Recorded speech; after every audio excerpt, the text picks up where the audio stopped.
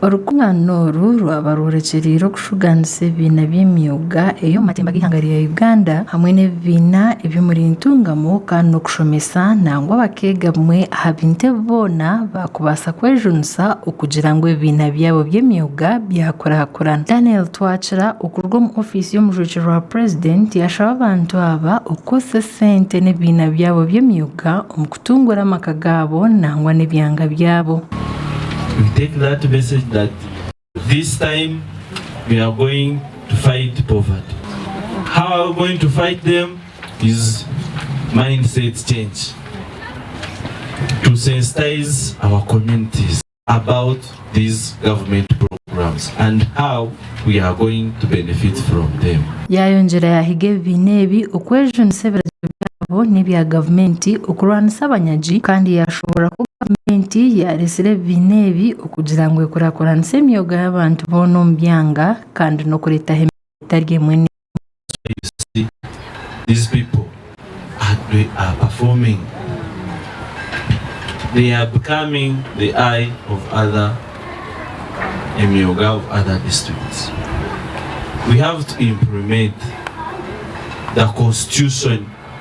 We have our circles. Porta yoru abartebekanisiwa b'ekitongole kya Microfinance Support Center n'ekigendererwa ky'okuyamba ebina ebirukurwana n'entunguka okugira ngo base kwegera habindi. Kandi ekigendererwa kyakigere kugira ngo emyuga yona ntumanya ngo eri omu ihanga ryona kandi babizire kwega kureba sakweji okwebasize kukora kutunguke kahika rurengo rweruho na munonga sakweji nekore ebintu byingi wano yongera kuguza sente kazono vari addition.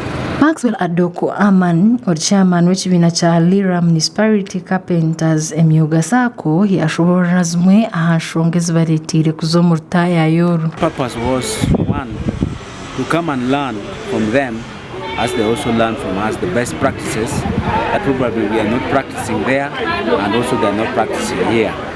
And two, there has been rumors in the corridors in northern Uganda that the people in the western Uganda are being favored when it comes to the implementation of wealth creation program that has been initiated by the president. But so far so good, we have learned a lot. Sabath Helen Rugasira chairman w'ekibiina kya Ruhama Main Produce Dealers omwuga sako yatangaza mwe abaretire kurakurana kandi no kuhangura kumara emyaka 5 kandi yahamya ko bariyo nibongera kukura bwanyuma yo kushanga ngo hati bina abantu bari kurenga 13. Tukikiriza twataho umukozi wa bulizoba uwo kweta manager Praise nagasha naguma hasako ariko akira members bona abija kushabaroni na nabija kutwara roni.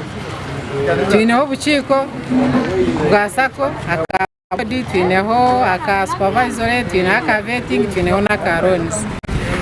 Buri mwaka buri group neyegaruza na shirinje mitwali 10. Ebyo ho says Nwagaba or commercial officer abwantunga mu district yatunga kumwe abantu bari kutwara sente amabanja bakaremwa kuzishashura. I have seen in Uganda to ensure that there is local economic development, which is the main goal.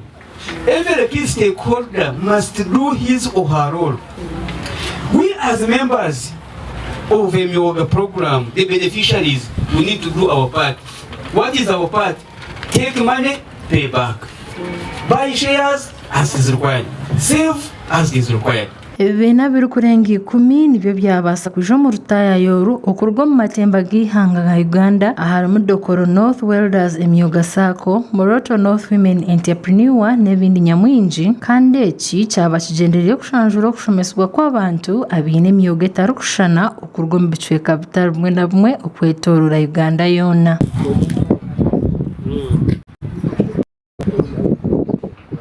Amakuru agagasha kwa Samuel Ahumuza abwatayali West omuri Ntungamo.